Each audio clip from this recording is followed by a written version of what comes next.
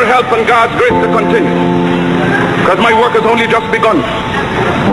And future generations shall have in their hands the guide by which they shall know the sins of the 20th century.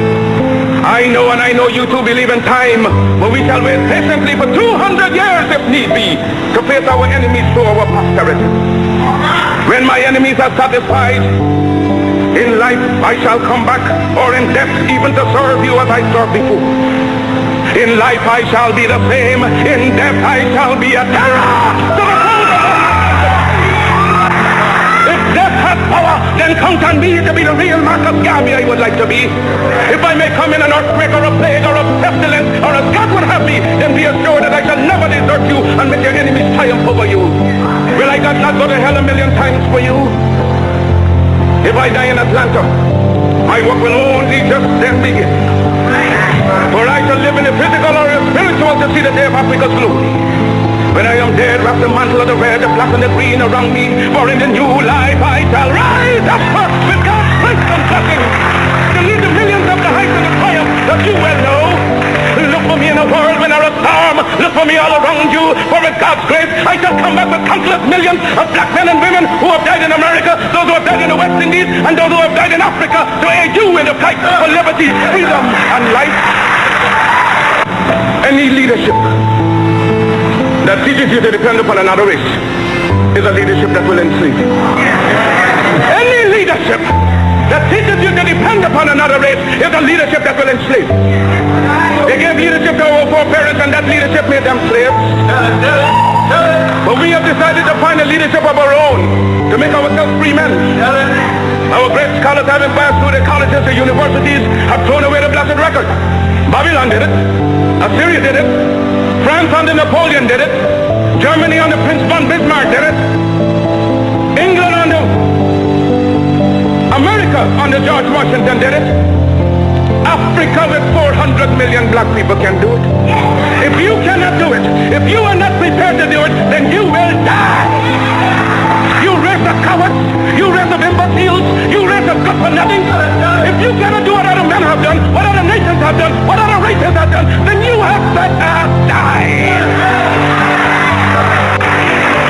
The Negro is a man. We represent the new Negro. His back is not yet against the wall. We do not want his back against the wall, because that would be a peculiar and desperate position. We do not want him there. It is because of this that we are asking for fair compromise.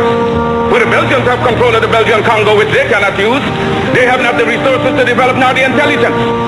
The French have more territory than they can develop.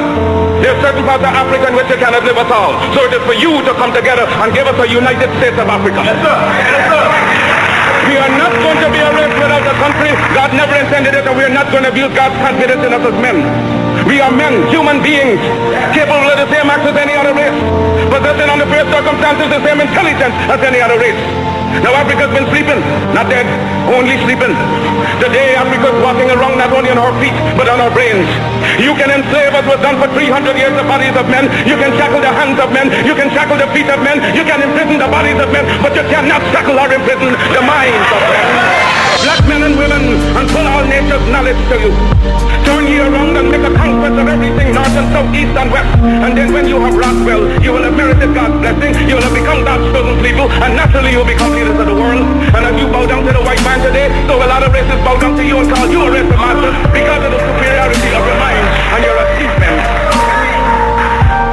Because no race has the last word on culture and civilization. They do not know what we are capable of. They do not know what we are thinking. They are thinking in terms of dreadnoughts, battleships, aeroplanes, submarines. You know what we are thinking about? That is our own private business.